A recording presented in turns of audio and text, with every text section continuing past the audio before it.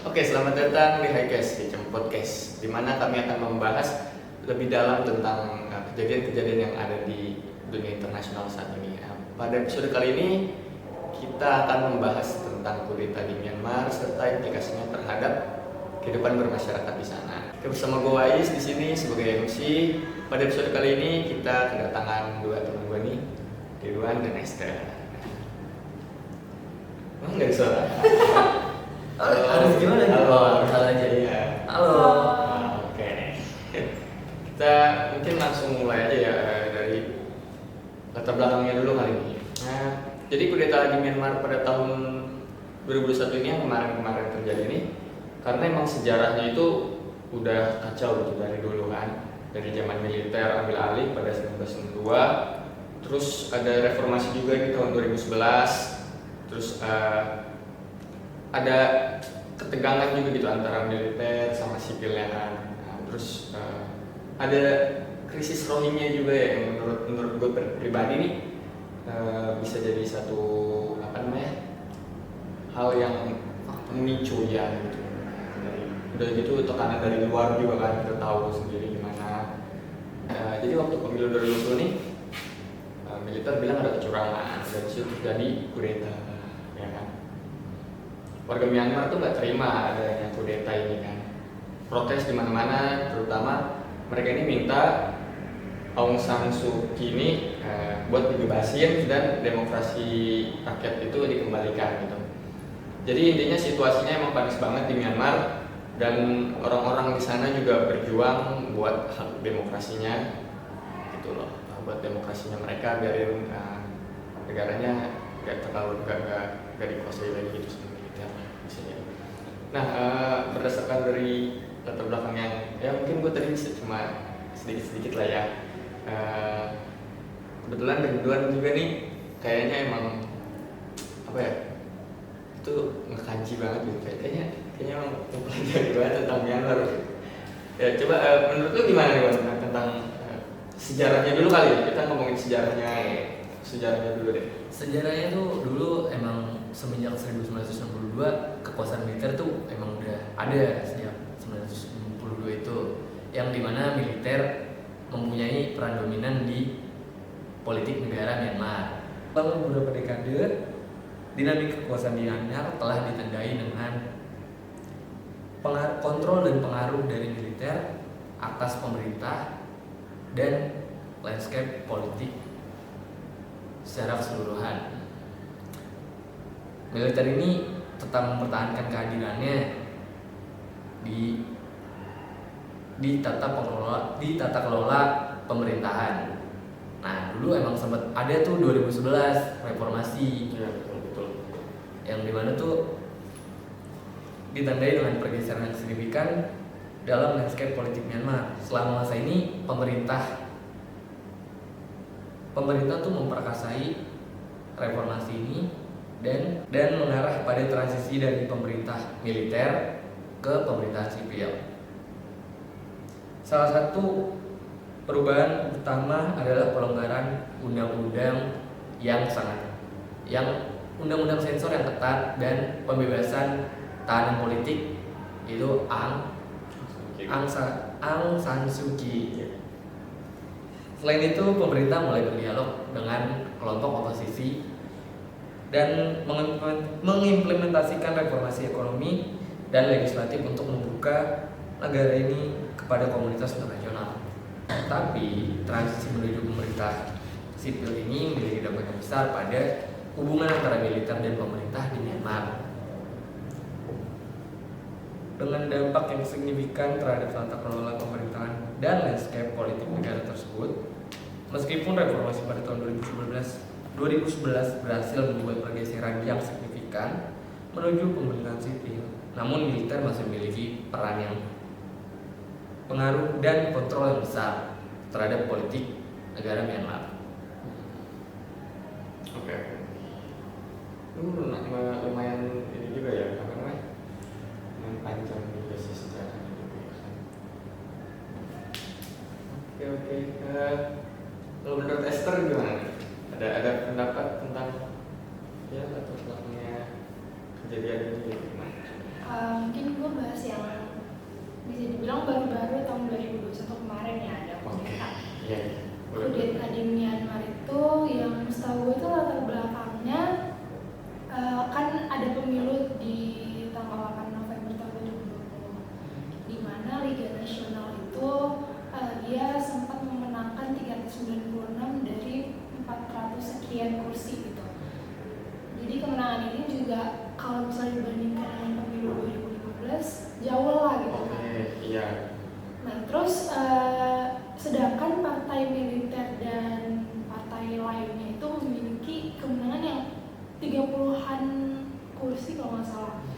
mereka tuh ngira kalau misalnya pemilu itu ada kecurangan. Yang tadi gue ngomong gitu kan? Iya, kecurangan yang terjadi. Jadi itulah cikal bakal di mana kudeta itu muncul gitu loh. Karena partai-partai militer ini yang nggak terima gitu. Kenapa? Kayaknya ada kecurangan di dalam pemilu tersebut. Oke,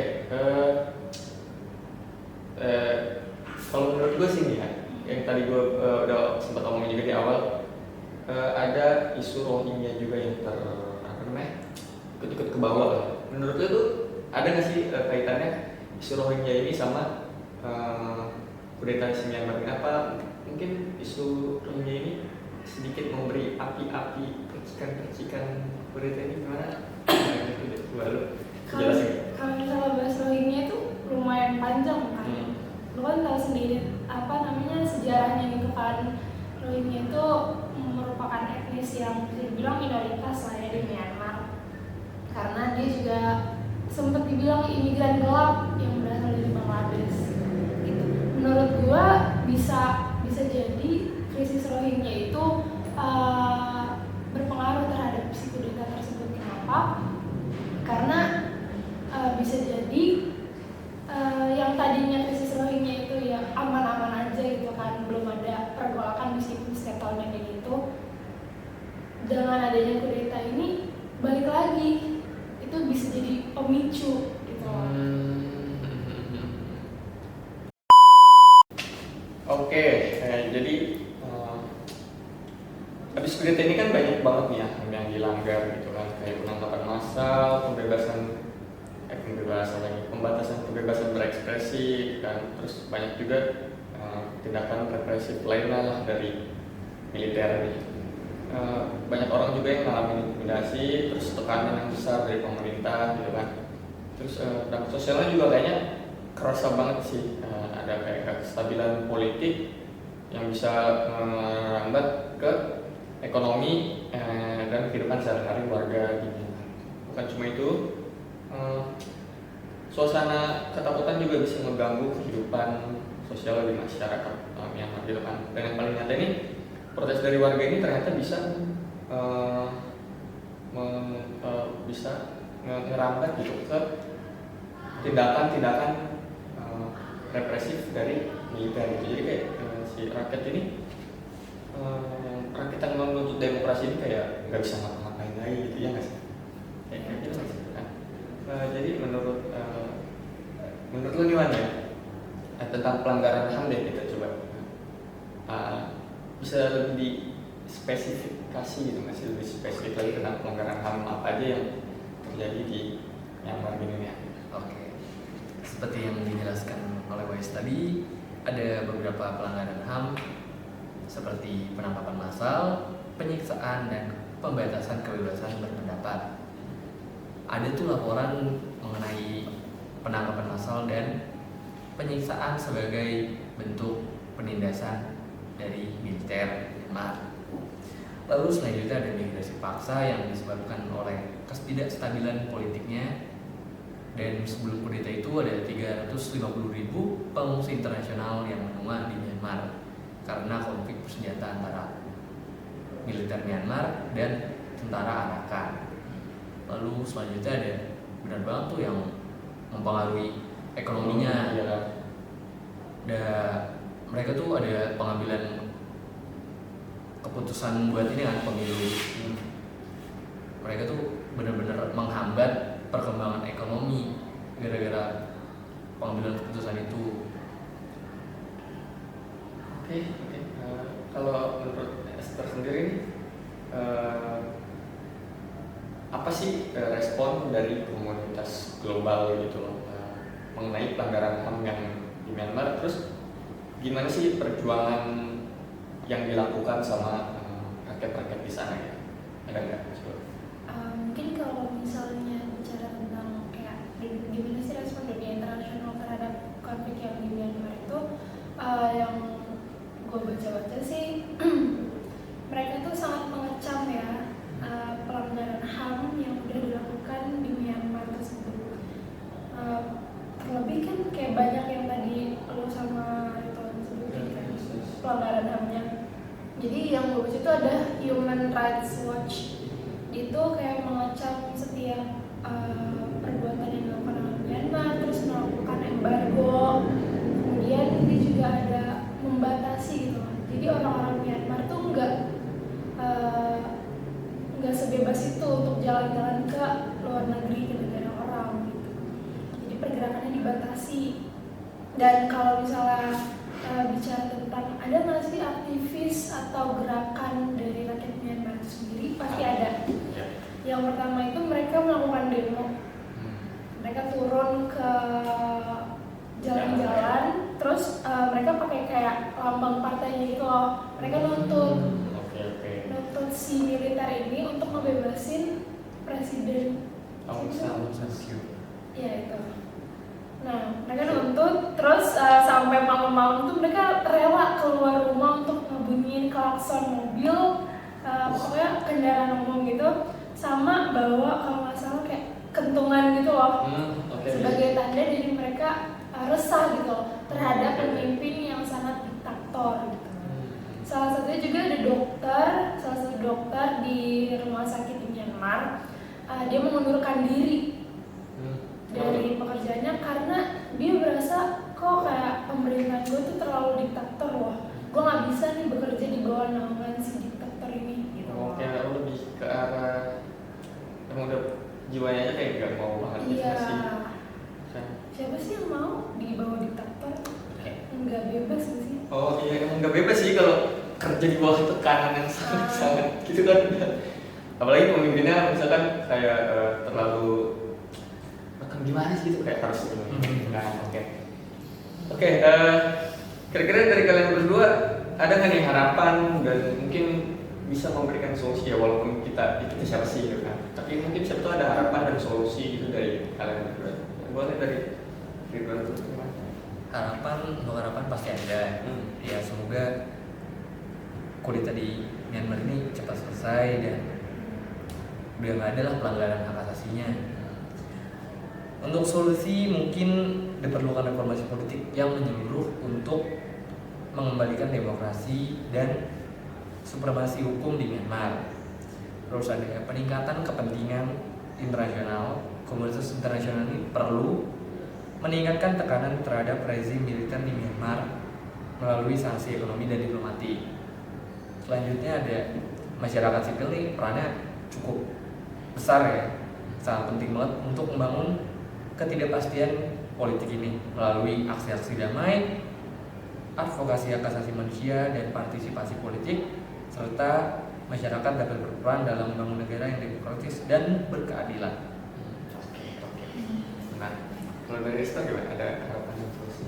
Kalau gue mungkin yang ada dari yang main dibilang Ridwan tadi ya, mungkin nambahin dikit, kita kan emang nggak bisa gitu, kita bukan siapa-siapa dan kita cuma punya bisa doa gitu loh untuk mereka supaya kudetanya cepat kelar, terus ya masalah yang Rohingya itu juga cepat teratasi gitu.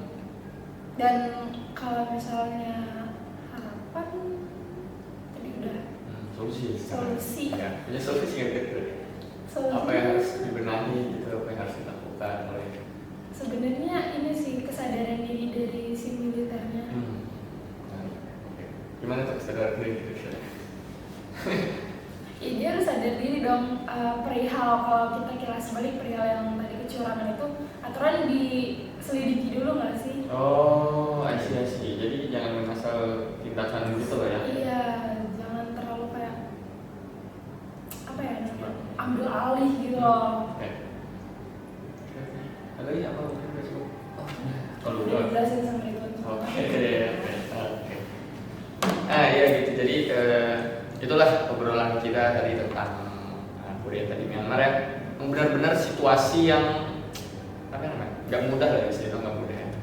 Kita juga udah dengar banyak tadi dari sejarahnya, dampak sosial, terus sampai ke ekonomi, pelanggaran HAM juga segala macam udah kita omongin.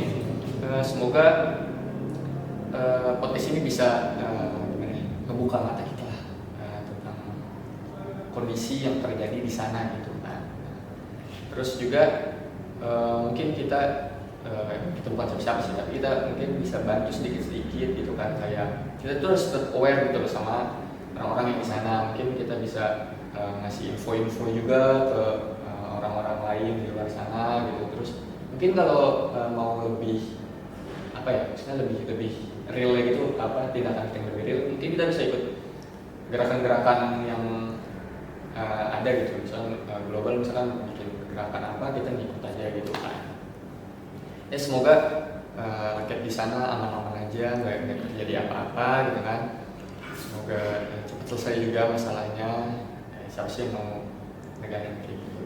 Oke. Terima kasih udah dengerin podcast ini. Sampai jumpa di episode Bincang Podcast selanjutnya. Bye bye.